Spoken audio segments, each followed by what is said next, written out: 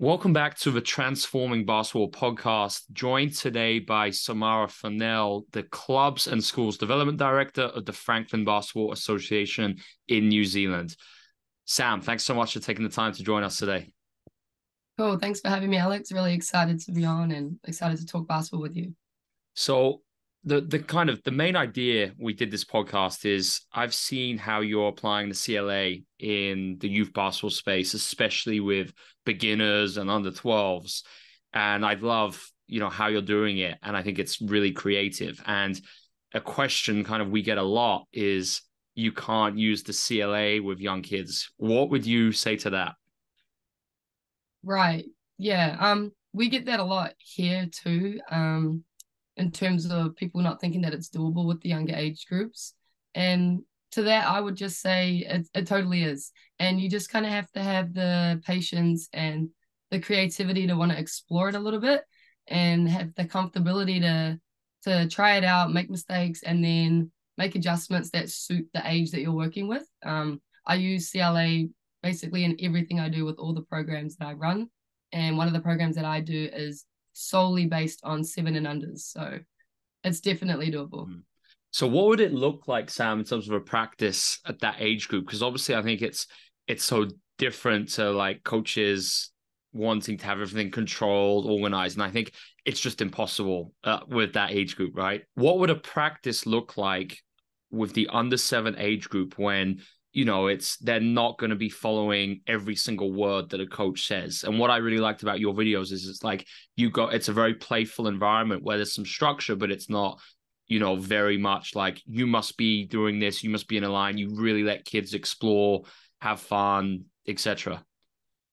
Yeah, right. So a practice for me in terms of, I guess, 7 and under or even 9 and under, which is our juniors, would basically just be a lot of play, like you previously mentioned. You'll very rarely see me using lines, and if so, there'd be probably maximum of 2 or 3 players in those lines. It's a lot of free time based activities before and after the, I guess, game we're going to do as well. So they can kind of have a lot of like exploration phases throughout practice and times to be creative on their own without me having to always be coaching them and putting them into activities. So yeah, it's a lot of play, a lot of free time, a lot of games, a lot of mess, and very minimal time in lines or waiting for me to talk. So yeah. That's great. So something, we hear a lot is kids finding it too difficult to, especially when they're new to basketball or they're a beginner, being able to have success when they're playing against a live defender. So just wondering, like, if you could describe just how you kind of pass that either through changing, manipulating constraints or, how you allow the players to still have success and feel good about themselves, but, practicing through a constraint-led approach at the same time. Yeah, right. Really, it's actually really fun. And yeah, contrary to what people think, like especially a new kid that I would get, typically a 4 or a 5 year old who in some cases has never even done sports in general, they really struggle to dribble in the beginning. But instead of putting them into like isolated dribbling, stationary dribbling, we'll go straight into a game of some sort. We'll also add defense, like you mentioned, and using constraints can actually make the game and the learning process really fun for those new ones. So, for example, I would constrain the defender in a game. Let's just say it's like a steal the ball game. Yeah. And the defense has to steal the ball off the offense, which can be quite daunting, even for the older age groups that are new. So, what I would do is the defender has to also dribble a basketball, and therefore they're heavily constrained. And then the offensive player who is new or could be new feels like, oh, they also have to dribble. So they're struggling with me in this process, and it gives them a bit of space and time, as you know, with that constraint. So things like that I would do so they feel like they're all included and they all have to do, I guess, a similar task and they're not isolated on their own. Yeah. I love that. That's a really good practical example too. And it's, yeah, like you say, just you can still have a live defender, but dribbling a ball. And then the information that the players see, it's still representative because of obviously the way that defender will move, even while dribbling, is going to shape the movement solutions, right? So great example there. Also, something I've noticed just from having a look at some of your practices, it seems like you have a lot of hoops in the gym. And I think I think it can be very difficult to use the CLA at this age group if you just have two hoops, which are like 10 foot in size, like regulation. Am I correct in that you guys are very intentional trying to create a practice environment where you have hoops of the right size and a lot of hoops, as well as making sure every kid has a ball, etc.? Yeah. Yeah, you're right with that. Depending on obviously like our own environmental constraints and what we have access to, but we do have additional hoops and we have 6 of them. So depending on how many kids or how many sessions we're running, like for example, we have our Hoopsters program, which is our beginners 7 and unders. I think there's about 65 kids in that program. So we split into 3 separate groups.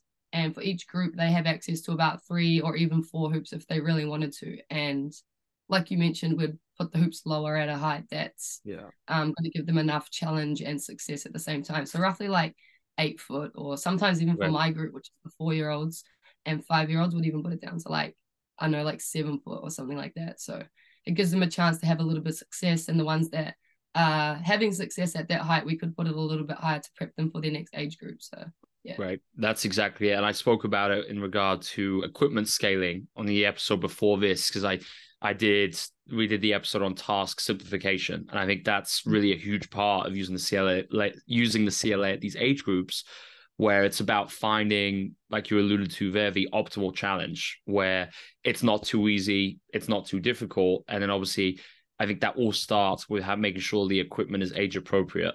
So watching your practices, what stood out to me is how you get the engagement of the kids immediately.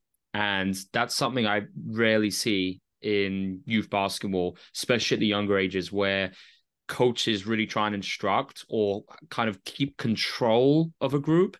And maybe they got a group of like 7, 8, 10-year-olds, whatever, and they're keeping them all on one basket so they're easier to manage, right? As opposed to maybe going all throughout the whole gym and everyone doing their own thing. And then they're kind of insisting that kids are always listening to them, not talking. And I just think that's unrealistic at that age group. So do you have any tips on just how you're able to engage the kids so well and actually get them in? I think just getting them into these games at that age is a feat in itself. Yeah, it is challenging. Like you said, especially with younger age groups. And most of the time we get them after they've just finished school. So they've literally been in a class for, I don't know, 6 hours or whatever it is, and they have all this energy that they want to let out anyway. So for them to have to be in, like, not that school is boring for every kid, but like an environment where they're told what to do and where they are, and then to come to us and want to just hoop and run around and have some fun, I think you got to let them do that to a certain extent. Like, not to say that having fun is just like frivolous and they can do whatever they want, but being okay with them having free time and going and shooting on a different hoop and pairing up with their mates and talking with their friends and playing tag or whatever it may be, just kind of letting them do that first to make them feel like this is a fun environment to be in. I'm not going to be instructed the whole time. Like, because basketball's fun. Like, I like playing basketball, but I don't want to be in drills the whole time. So surely they want to do the same thing. So exactly, allow them that free space. What I noticed sound of your videos, you're describing stuff, and sometimes a kid might be talking to their friend. They might go shoot sometimes, but it's like they're super young, and 90% of the time you had their full engagement anyway, right? And it's just, I think it's accepting that it's not going to be like an under 18s, even an under 14s practice where the kids are always going to be listening to your instructions. That's just not what it's like being a child at that age groups. And I think coaches find that difficult to accept. Yeah, definitely. Like, there is a certain element of like, hey, we're trying to get better here, so let's see if we can pay attention. But I've previously shown some things that I do in terms of like classroom management with this age, and that's every time the coach is talking, the basketballs must go down between their feet. That we call that penguin, so they're not touching the ball with their hands. I love that, and you make it fun. Penguin the ball is what you said, right? Yeah, penguin. So you're like a penguin waddling its baby or its egg in between your feet, but you keep it still. And then another one is with kids that are kind of struggling to focus, we play a game called Coach Says. I've already shown a video example of this on my masterclass. But if they're talking to their friends at the back of the group, well, I try to keep them real close. But if I notice they're not really paying attention, I'll just do a quick Coach Says, clap once. And they're all like, oh my gosh, she's talking. And then they kind of just focus for a bit. But yeah, just remembering their kids and their attention spans are different. And some of them are thinking about other things. I have kids come up to me constantly saying, is it nearly finished? Or do we get to have a water break soon? Or I'm hungry. And like, they're really just kids. So like Yeah. being okay with that is a big part of it. So yeah. 100%. So I think the biggest part of this approach is the activities. And this is what we're going to spend the main focus on now, and leaving coaches with an idea as to what they could do at this age group, whether it's, under sevens to maybe under 12s using the CLA. So would it be cool, Sam, if you kind of just share some of your favorite activities, and then I can just interject with some questions if they come up? I've got a bunch, like, and I'll try new ones that I think of on the spot, and then I might not use it again. But I've got a few, like, I guess, foundation drills, that platform drills or games that I would go to. And one of them is dribble to the whistle. And that works really well with the younger kids. It's just basically a dribbling game where I don't tell them how to dribble. They're allowed to dribble freely in space, but I'll add a constraint based on how many whistles I blow. And I like this one more just with the younger age groups because they pay attention. It's a little bit more simplified. So if I blow the whistle once, the constraint is they would have to perform a jump stop, for example. Or if I blow the whistle twice, they'd have to perform 2 crossovers. And I wouldn't show them which ones I want them to do. They kind of just have free time and free space to do that. And if I blow the whistle 3 times, for example, they can go shoot on any hoop and like race their friend to get it in or something like that. That's more of a simplified, I guess, constrained whistle blow game. Yeah. Yeah, I think it's good. It's good to clarify too. Like at this age group, I feel like you're gonna do games like that, which maybe they're not like the CLA and how you would use that with an older age group or an under 14s. But I think it's fun and it's allowing for exploration. So I would still consider games like that part of this approach at this age. And I just don't think you could do absolutely everything with a defender at, like, when we're talking under 7s, under 10. So even something like a shooting game, as long as it's variable and it's not instruction, that's great for me. Would you agree with that at this age group, Sam?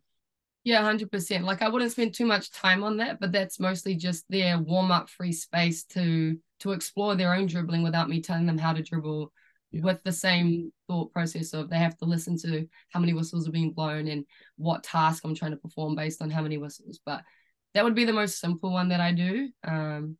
Yeah. Great stuff. That's good. So that would be something for dribbling, just, and I guess you can add different things. Like if you clap, maybe they race to somewhere on the court. Maybe they even go race to a basket. I guess there's lots you can do within that. Yeah. Great stuff. Did you want another one? Or? Yeah, let's keep going. As many as you got time for.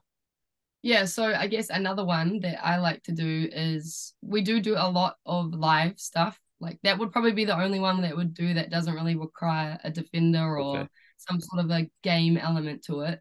So we play a lot of like steal the ball games. So you can name them whatever you want, like sheeps and wolves, and the wolves are trying to get the sheep. Or we also play a game called Alligator, where there's alligators in the river and they're trying to get from one sideline to the other, and there's defenders essentially in the middle of the court, and we'd constrain the defenders depending on what we want in terms of their like solutions. So we play a lot of games like that. We also play a game called Bus Stop, where they're in buddies and there's a defender who has to try to get chest in front to essentially make them have to stop their bus, which is who they are. And if the defender gets a bus stop, the offensive player with the ball has the option to pick it up and pass, or they could find some sort of a solution to get past their defender. But we don't prescribe what they have to do. We just say the defender's going to try to get in front and you work out what you want to do with your teammate or your buddy. And they really like that bus stop game. I literally tried it like 3 weeks ago and it's been pretty fun. So I love the metaphors. I think just it makes it so much more vivid. Like things like alligators in the river. It's so much better than just explaining a game and not having that. I love that. Would you have any examples, Sam, of finishing and maybe something you do to promote, like explore, get the kids exploring different finishes, etc. when it comes to that? Yeah. In terms of like finishing, we wouldn't explicitly teach like this is like extended layup and this is a push shot or things like that. We would definitely explain the footwork in terms of you can't travel, so you can either jump stop, stride stop, pivoting. We definitely teach pivoting. So how we would do that is we wouldn't do it in isolation. we do a lot of our games with a constrained defender or a live defender. Sure. And we play a lot of like paper, scissors, rock one-on-one games. And I think the first one we'll do is constrain the defense. So both players would have to dribble and they'll perform paper, scissors, rock. If you win, you become the mouse. And if you lose, you become the cat and the cat chases the mouse. And obviously, depending on where that defender ends up, would make them have to perform a different type of layup. So they could lay up in front, or if the defender gets in front of them, they now know that they can't travel, so they'd have to stop and perform either some sort of a pivot or a 2-foot shot. So we'll do stuff like that. If they're really struggling with it, we might pull them to the side on one of the additional hoops and kind of show them that what is and what isn't a travel, or we'll do that in a timeout with all the players together. But cool. Yeah, a lot of one-on-ones. Yeah. And within these one-on-ones, would you say it's a big advantage most of the time, or maybe even a 2 against 1 where the offense has a greater chance of success? Yeah, so we'd definitely constrain the defense to give offense a bigger advantage at this age. And another way we'd do that is we have these little flat dots that go on the floor. So they're not like cones where cones are in the way. Yeah. But it's just like a flat rubber dot. And would put one ball. So instead of having 2 balls, one ball in front of the dot, paper, scissors, rock. If you win, you become the mouse. If you lose, you become the cat. Except now the defender has to step back and touch the dot. So offense gets like a big head start. Stuff like that. We'd also play, I think you've seen it before, like the high five game where they could be in groups of 3 and the defender has to give the additional player that's not playing a high five, and they could be standing real far back. Yeah. They could be on the sideline. They could be anywhere. And it just allows offense to have a bigger advantage for their finish. That's excellent. I think it's great because then you have that time pressure where I think when you don't do that stuff, Sam, what you see is at the young age, kids will take like 10 seconds to do a layup because the drill allows them to do that. Whereas immediately, even if they've never done it, you just have a defender recovering and there's that sense of urgency. So then the finishing solution that emerges, it's going to be way more representative and they're going to explore something that transfers. So I think that those are really, really good examples. And I think that's just exactly how coaches can do this at that age group. Now, shooting, it's always something that's met with much kind of ambivalence, I would say, where coaches are skeptical as to how we don't have to do form shooting and teach them shooting at this age group. How do you guys do it? We don't actually teach shooting. We just shoot. We just let the kids shoot. Like there's no, like I said before, the footwork, we will definitely tell them if it's a travel because in the next age rules of the group, game. It's a task. The rules of the game. They understand what a travel is and what isn't. So in terms of the footwork, we'll just teach them that they must like stop or jump stop, which we've taught already, and then they can shoot however they want. Depending on what size hoop and what size ball. But at this age, it's usually a size 5. And like I said before, the hoop would be about 7 foot for this age group or 8 foot for some of the older under 9s. So yeah, I don't teach form. We don't teach form. They just shoot. However, if a kid is like underhand scooping the ball or like baseball or like throwing the ball, would kind of help them a little bit in terms of you need to get power from in front or like power from underneath. Would just teach them a little bit about like where the power comes from, bend your knees and then jump and stuff like that. But we wouldn't teach form and follow through and elbow and It's funny for me. I've just found the simplest thing is I just say shoot with one hand, or I literally just stand. I try and come down to their height a little bit and say shoot with one hand over me, and we're not prescribing elbow here, wrist here. How they shoot with one hand is going to be very different. And that's exactly it. So I guess something like in the UK, we call it rock, paper, scissors. I can't get my head around paper, scissors, rock. So say oh, sorry. No. So say it's paper, scissors, rock. You could just constrain that and say, all right, now it's a jump shot. You can't score inside this area. So basically you're taking the same small-sided game, which they've been playing already, and just say, all right, now guys, you can't shoot on the rim. You can only shoot a jump shot. Would that be one approach of how you might go about that? Yeah, we would do stuff like that. Because depending on how we've set up the court, it wouldn't be like on a full-size court. So we'd have to make up our own like keyholes. And we don't really reinforce that a lot, but it does help with spacing at a young age. So we'd do stuff like you can't finish inside the keyhole or the smile, which is what Mm, Chris calls the charge circle. So yeah, we'll do stuff like that as well. great stuff. So, just any practical takeaways you would have, Sam, for coaches who are maybe working with these age groups and they want to give the CLA a try, but they're a little bit unsure. Would you have any other advice or any other favorite activities that you'd like to leave them with for them to potentially try considering in the next practice? I'd just say give it a go. It's actually really fun, and I would argue that it's easier, especially for new coaches or even just coaches working with this age group who typically struggle. Like I get a lot of DMs from coaches saying, "I can't believe you coach that age group," and how do you do it? But just have a go. Essentially, you're just making up rules for them to follow to allow them to come up with different solutions based on that rule. And you can make it really fun. Like you can say, "Hey, we're gonna play tag. If you get tagged, you become the defender, but before you can chase the offender, you have to do a chicken dance." Or you can literally come up with funny ideas for the kids, and you can also allow them to come up with their own rules within reason, and just try it out. It's really fun. And the other thing I'd say is don't care what people think. Like it can look like chaos, and it can look like you don't know what you're doing because they're not in lines and they're not performing pivots and chest passes, but you know what you're doing. The game's messy, and training should be messy too. So yeah. Excellent stuff. Great words of wisdom, Sam. Where can coaches follow you, find out more about the work you're doing? You can follow me on Instagram. It is Coach Sam _NZ for New Zealand. And it's also the same handle on X platform, Coach Sam _NZ. Great stuff. Thank you so much for joining us today, Sam. Really enjoyable episode. Awesome. Thanks for having me, Alex.